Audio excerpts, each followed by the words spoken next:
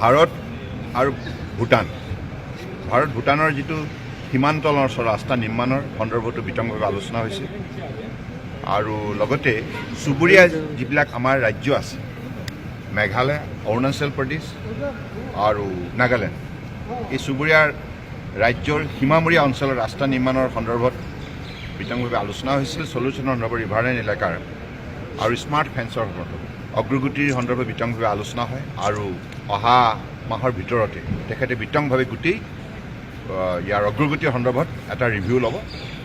গতিকে আজি প্ৰতিটো বিভাগক এই ক্ষেত্ৰত ডিটেইলছ প্ৰতিবেদন দিবলৈ তেখেতে নিৰ্দেশ দিছে গতিকে আমি অত্যন্ত আজি সভাখনৰ পৰা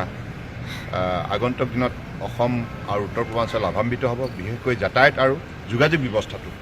সীমামূৰীয়া অঞ্চলত অতদিনে বেয়া হোৱাৰ বাবে বহু ক্ষেত্ৰত নিৰাপত্তাৰ ক্ষেত্ৰৰ পৰা আৰম্ভ কৰি বিভিন্ন ক্ষেত্ৰত জনসাধাৰণে নানা ধৰণৰ সন্মুখীন হৈ আহিছিল সমস্যা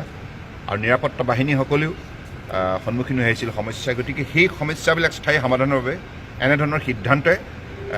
যুগান্ত কৰি এটা আমাক পথ দেখাবলৈ সক্ষম হ'ব গতিকে মই ভাবোঁ যে এইখন সভাই নিশ্চিতভাৱে আগন্তুক দিনত অসম তথা উত্তৰ পূৰ্বাঞ্চলৰ ৰাইজক বিশেষভাৱে লাভান্বিত কৰিব আজি বিতংভাৱে এই আমাৰ সীমা এলেকাত যোগাযোগ ব্যৱস্থা আৰু আন্তঃৰাষ্ট্ৰীয় ভাৰত বাংলা সীমান্তত স্মাৰ্ট ফেন্সিং আৰু টেকনলজিকেল ৰিভাৰলাইন এলেকাৰ চলিউশ্যনৰ সন্দৰ্ভত বিতংভাৱে আলোচনা হয় আৰু লগতে মই এই কথাও ক'ব বিচাৰিছোঁ সত্য সদায় জয় আজি ৰাফেল ডিলৰ সন্দৰ্ভত মহামান্য উচ্চতম ন্যায়ালয়ে যিটো ৰায় দিলে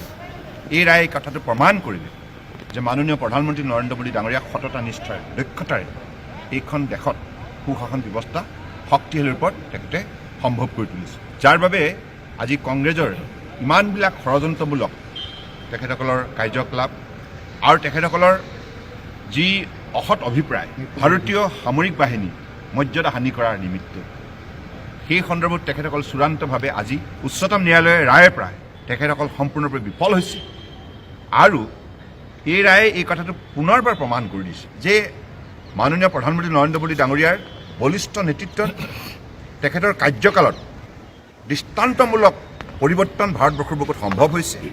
আৰু সকলো ক্ষেত্ৰতে স্বচ্ছ আৰু নিকা প্ৰশাসন ব্যৱস্থা সম্ভৱ হৈছে যাৰ ফলত ভাৰতবৰ্ষৰ 125 কোটি জনগণ বিশেষভাৱে লাভান্বিত হৈছে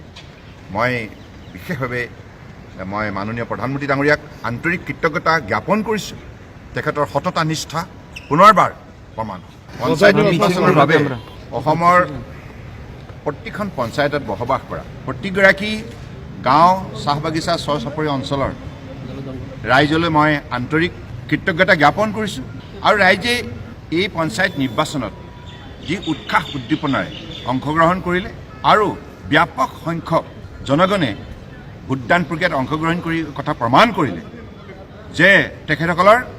কেন্দ্ৰীয় ৰাজ্য চৰকাৰৰ ওপৰত অগাধ বিশ্বাস আৰু আস্থা আছে আৰু সেই বিশ্বাস আৰু আস্থাৰ একমাত্ৰ তেখেতসকলৰ মনত গঢ় লৈ উঠিছে উন্নয়নৰ বাবে সুশাসনৰ বাবে গতিকে সেইবাবে মই পুনৰবাৰ অসমৰ জনগণলৈ মই আন্তৰিক শ্ৰদ্ধা আৰু কৃতজ্ঞতা জ্ঞাপন কৰিছোঁ আৰু লগতে আমাৰ যিসকল ইয়াত প্ৰাৰ্থী ইয়াত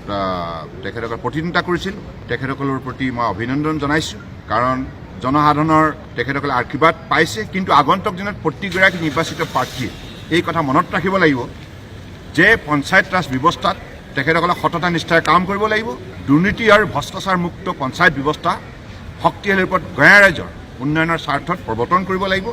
সেইবাবে স্বচ্ছ আৰু নিকা মানসিকতাৰে আগন্তুক দিনত পঞ্চায়ত ৰাজ ব্যৱস্থা শক্তিশালী কৰি গ্ৰাম্য অঞ্চলত তেখেতসকলে বিভিন্ন জাতি জনগোষ্ঠীৰ মাজত শান্তি সমন্বয় ভাতৃত্ব আৰু বন্ধুত্ব গঢ় দিব লাগিব আৰু সমাজখনত এটা মূল্যবোধ প্ৰতিষ্ঠা কৰিব লাগিব আৰু উন্নয়নৰ যাত্ৰাত যাতে ৰাজ্যখনে দৃঢ়তাৰে আগবাঢ়ি যাব পাৰে ইয়াৰ প্ৰতি লক্ষ্য ৰাখি তেখেতসকলে নিষ্ঠাৰে কাম কৰিব লাগিব।